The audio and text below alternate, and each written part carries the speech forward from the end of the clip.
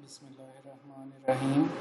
आज का जो हमारा लेक्चर है इसके अंदर हम लोग जो टॉपिक्स कवर करेंगे उसमें पहला टॉपिक है जी हमारे पास basic structure of C plus plus के सी प्लस प्लस का जो बेसिक स्ट्रक्चर है किसी भी प्रोग्राम का वो क्या है, उसके अंदर कौन कौन सी चीज़ें शामिल हैं और फिर उसी के हम लोग एलिमेंट्स देखेंगे। जब भी हम कोई भी सी प्लस प्लस का प्रोग्राम लिखते हैं तो उसके अंदर तीन चीज़ें जो हैं वो लाजमी तौर पे शामिल होती हैं। सबसे पहले हमारे पास होता है प्री प्रोसेसर डायरेक्टिव, उसके बाद हमारे पास मेन फंक्शन लाजमी तौर पे मौजूद होता है और इसी तरह हमारे पास प्रोग्राम की बॉडी मौजूद होती है।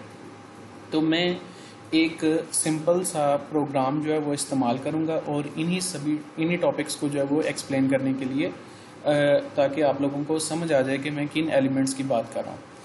तो सबसे पहले देखते हैं जी preprocessor directive. Preprocessor directive is an instruction given to the compiler before the execution of the actual program. Preprocessor directive is also known as compiler directive. The preprocessor directives are processed by the program known as preprocessor. It is part of C++ compiler. It modifies the C++ source program before the compilation. The semicolon is not used at the end of the preprocessor directive. किसी भी C++ जो programme है उसके अंदर जो आपको पहली instruction है, फॉर एग्जांपल यहाँ पर आप देख सकते हैं कि पहली इंस्ट्रक्शन जो है ये हमारे पास एक प्री प्रोसेसर डायरेक्टिव है। अब प्री प्रोसेसर डायरेक्टिव ऐसी इंस्ट्रक्शन होती है जो कि कंपाइलर के लिए लिखी जाती है। इसका प्रोग्राम की वर्किंग से या आउटपुट से किसी किस्म का कोई ताल्लुक नहीं होता। ये वो हदायत हैं जो कि कंपाइलर के लिए लिखी गई हैं, कंपाइलर को बताने के लिए कि उसने किस तरह से जो है सोर्स कोड को ऑब्जेक्ट कोड के अंदर कन्वर्ट करना है। इसके अलावा हर वो इंस्ट्रक्शन जिसके शुरू के अंदर आपको ये हैश का सिंबल नज़र आ जाए वो प्री प्रोसेसर डायरेक्टिव होती है। फिर प्री प्रोसेसर डायरेक्टिव में हम इंक्लूड का कीवर्ड जो है वो एक इस्तेमाल करते हैं इसे अपनी फाइल का हिस्सा बनाने के लिए या अपने प्रोग्राम का हिस्सा बनाने के लिए।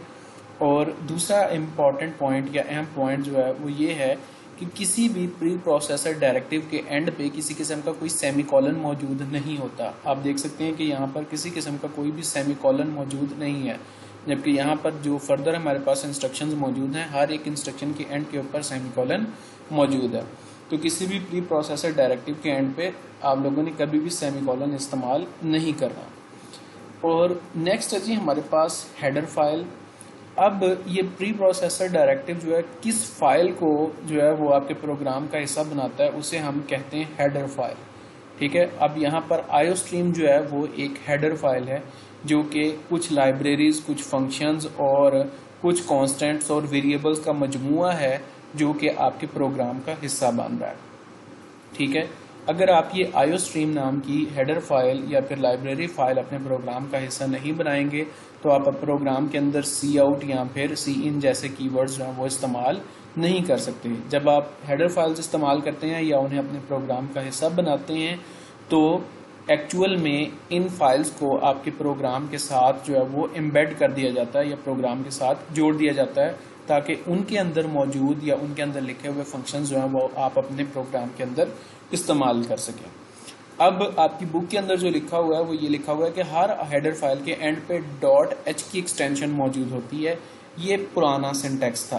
पहले जितने भी आपके पास आईडीईज मौजूद थे या वो सॉफ्टवेयर्स मौजूद थे जिनके अंदर आप C++ के प्रोग्राम लिखते थे, जिस तरह टर्बो C++ वगैरह हो गया, तो उसके अंदर हेडर फाइल के नाम के बाद .h की एक्सटेंशन जो है वो लिखना लाजमी था, जो कि इस चीज़ को इंडिकेट करता था कि ये एक हेडर फाइल है। लेकिन अब आप .h की एक्सटेंशन जो है वो नहीं लिखेंगे, लेकिन आपको वैसे MCQs के पॉइंट ऑफ व्यू से पता होना चाहिए कि अगर किसी फाइल के एंड के ऊपर नाम के ऊपर .h की एक्सटेंशन मौजूद है, यानी अगर यहाँ पर आईओस्ट्रीम .h लिखा हुआ है तो एक्चुअल में ये एक हेडर फाइल को इंडिकेट कर रहा है। ठीक है, उसके बाद है जी नेक्स्ट हमारे पास मेन फंक्शन। अब जिस तरह हमारे पास आप यहाँ पर देख सकते हैं ये स्टैंडर्ड इंस्ट्रक्शन जो है इसके बारे में मैं बाद में डिस्कस करूँगा, ये आपके जो है बुक के अंदर नहीं लिखी हुई। अच्छा जी, अब हर प्रोग्राम के अंदर जो है C++ के अंदर एक मेन फंक्शन जो है वो लाजमी तौर पर मौजूद होता है। मेन फंक्शन किस चीज़ को इंडिकेट करता है? मेन फंक्शन आपके प्रोग्राम का स्टार्टिंग पॉइंट होता है या वो जगह होती है जहाँ से आपके प्रोग्राम की एक्चुअल एग्जीक्यूशन जो है वो स्टार्ट होती है। यानी यहाँ पर लिखी गई इंस्ट्रक्शन या स्टेटमेंट्स जो हैं इस बात का डिसीजन करती हैं कि आपकी कंप्यूटर की स्क्रीन के ऊपर क्या चीज़ डिस्प्ले होगी। अब इस मेन फंक्शन के अंदर आप जो भी स्टेटमेंट्स लिखते हैं उन्हें हम C++ की स्टेटमेंट्स कंसिडर करते हैं, ठीक है। और इसके अलावा हम लोग इन मेन फंक्शंस को जो है इन मेन फंक्शन को रिप्रेजेंट करने के लिए दो ब्रैकेट्स इस्तेमाल करते हैं जिन्हें हम करली ब्रैकेट्स कहते हैं, ठीक है। इन्हें हम डेलीमीटर्स भी कहते हैं। आपने ये थ्योरी अच्छी तरह से रीड आउट करनी है। डेलीमीटर्स जो अक्सर बच्चों से पूछ लिया जाता है एमसीक्यूज में कि जी डेलीमीटर्स क्या है, बच्चों को यही नहीं पता होता कि करली ब्रैकेट्स को ही हम डेलीमीटर्स कहते हैं। तो ये आप थ्योरी अच्छी तरह से रीड आउट करेंगे। फर्दर नेक्स्ट है जी हमारे पास, इसी के अंदर हम लोगों ने ये भी देख लिया हेडर फाइल क्या है, मेन फंक्शन भी देख लिया, C++ स्टेटमेंट भी देख ली। अब टोकन क्या है? टोकन कोई सा भी ऐसा एलिमेंट जो कि हम यहाँ पर लिखते हैं, फॉर एग्जांपल सी आउट जो है एक कीवर्ड, ये है जितने भी हमारे पास कीवर्ड्स हैं वो सारे टोकन्स होंगे। अगर हमारे पास कोई कांस्टेंट है तो हम उसे टोकन कहेंगे। लैंग्वेज के किसी भी एलिमेंट को हम टोकन कहते हैं जो कि स्टेटमेंट लिखने के लिए इस्तेमाल किया जाता है, ठीक है। इसके अंदर हमारे पास कॉन्स्टेंट्स आ जाते हैं, स्ट्रिंग लाइटरल्स आ जाते हैं, ऑपरेटर्स आ जाते हैं। ये आप थ्योरी अच्छी तरह से रीड आउट करेंगे तो आपको पता चल जाएगा कि किन किन चीज़ों को हम लोग टोकन कहते हैं। फिर आ जाता है जी हमारे पास वाइट स्पेसेस क्या हैं। अब वाइट स्पेस जो है, वाइट स्पेस से मुराद ये है कि आप यहाँ पर देख सकते हैं कि मैं यहाँ पर मुख्तलिफ किस्म की इंस्ट्रक्शंस लिखता हूँ, दरमियान में स्पेस इस्तेमाल करता हूँ। अब मैं यहाँ पर एक स्पेस इस्तेमाल करूँ या एक से ज़्यादा स्पेसेस इस्तेमाल करें तो इस दरमियान में जो गैप है इसे हम वाइट स्पेस कहते हैं। वैसे आपने जो है एक स्पेस इस्तेमाल करनी होती है कीवर्ड्स के दरमियान में, लेकिन अगर आप एक से ज़्यादा स्पेसेस भी इस्तेमाल कर देंगे तो उस बात से कोई फ़र्क नहीं पड़ता। C++ जो है उस स्पेस को इग्नोर कर देता है और उसे वाइट स्पेस कंसिडर करता है। और अगर आप एक से ज़्यादा स्पेसेस इस्तेमाल कर रहे हैं तो नॉर्मली इसे ये अज्यूम किया जाता है कि इसे प्रोग्रामर ने अपनी रीडेबिलिटी जो है वो बढ़ाने के लिए इस्तेमाल किया, यानी कि वो खुद अगर किसी वर्ड को जो है आपस में थोड़ा सा गैप दे के लिखना चाहता है ताकि उसे पढ़ने में आसानी हो तो उसने जो है एक से ज़्यादा स्पेसेस इस्तेमाल किए हैं।